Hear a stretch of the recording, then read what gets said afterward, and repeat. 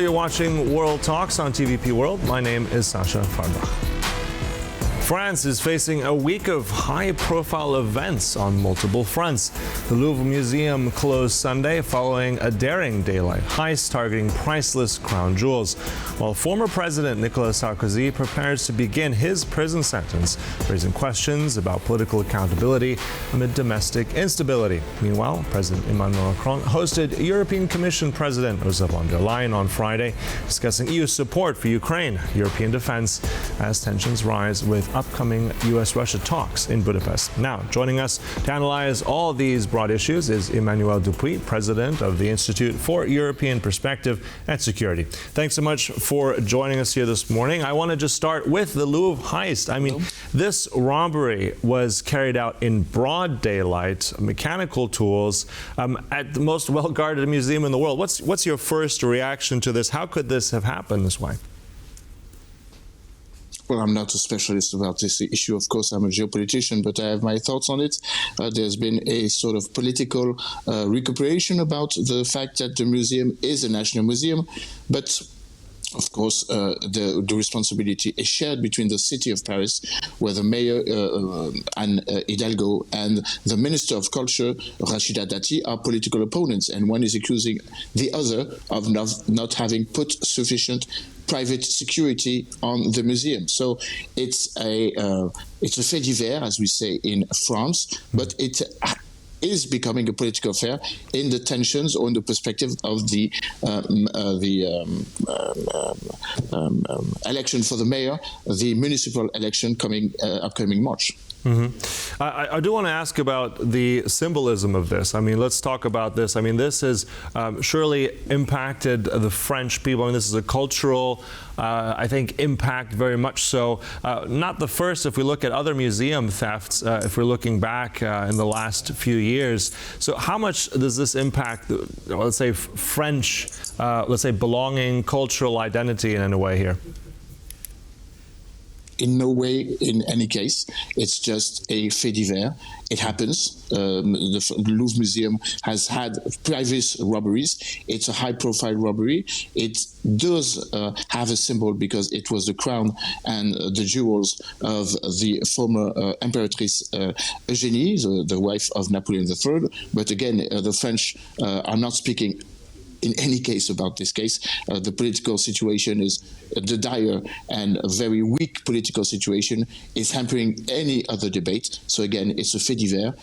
I would not put it in any way as a symbol of any, let's say, worsening situation. The French have learned about this yesterday, but they were focused on the two other major events, the incarceration of a former president, of course, and the very weak political capacity that the Prime Minister, Sébastien Lecornu, will have this week. Yeah, so let's segue exactly to that. Former President Sarkozy and his incarceration. He'll be the first head of state of an EU nation who will be imprisoned. I mean, that sentence stands at 5 years. Also, the prison itself, that location is quite historical value here. So tell us a bit about what this signals as well to France, to justice for everything here across Europe.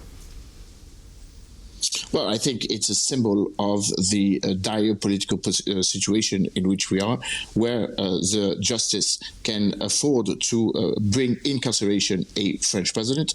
I'm not saying he's not guilty, but I'm saying that the incarceration was a bit of interpretation, well, a huge interpretation by the judges. And this has become a political affair by say.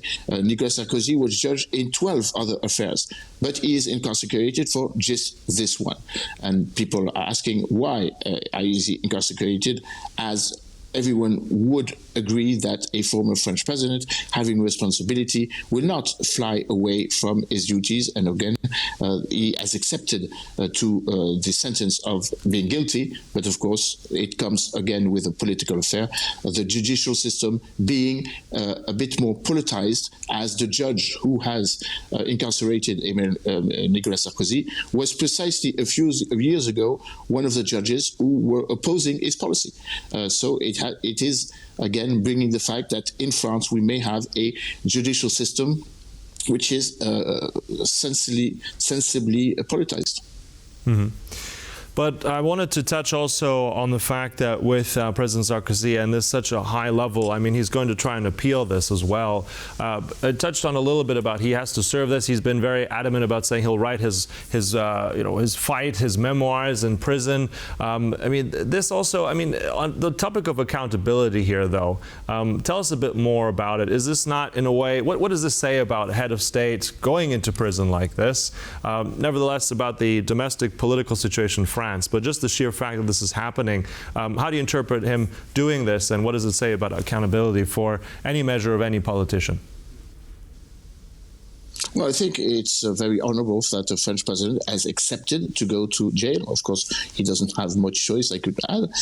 Nicolas Sarkozy is going to be evicted about a situation which brings us to foreign policy, since it brings us the possible corruption or the indicated judged corruption concerning the relations that Nicolas Sarkozy and his political party has had before he became president with the Libyan regime, and namely Muammar Gaddafi. So it says a lot about the evolution of a certain number of our policies in regards to our foreign in our neighborhood policy. That's my first assumption. My second assumption is based on the fact that Nicolas Sarkozy will in effect appeal of this decision, but it will not block the decision. The only way that Nicolas Sarkozy, the only issue that Nicolas Sarkozy had not going to prison would be a presidential grace, and Emmanuel Macron, by the way, who had yesterday by phone Nicolas Sarkozy, did not want to bring that in perspective. So it's a high-profile prisoner. He will write his memoirs. It says a lot also about the political situation in which we are, since Nicolas Sarkozy was a political opponent of Emmanuel Macron, but his political party, Les Républicains, used to be in government not more than a month ago, and still there are some 6 Republican, conservative, liberal conservative ministers inside Sébastien Lecornu's minister. So it's a very awkward situation, which brings out the fact that the French are a bit lost in the fact that they do not recognize anymore the political parties in regards to the ideology, and of course the situation in which Sébastien Lecornu has been maintained in power last week, missing 18 MPs for an impeachment, brings out the fact that a certain number of political parties are playing, maybe tricking the political game in order to maintain themselves as MPs. Everyone is trying to elude the dissolvement of the National I want to interrupt you there for a moment, Emmanuel. You mentioned President Macron, so let's segue also from a former president to current president. He's also hosted Ursula von der Leyen just recently this Friday. A lot of things were talked about there: defense, policy on Ukraine, Europe, etc. We have a European Council summit coming up. What tangibles do you think were achieved when Ursula von der Leyen met Macron? What can we expect from that meeting going now forward into this week?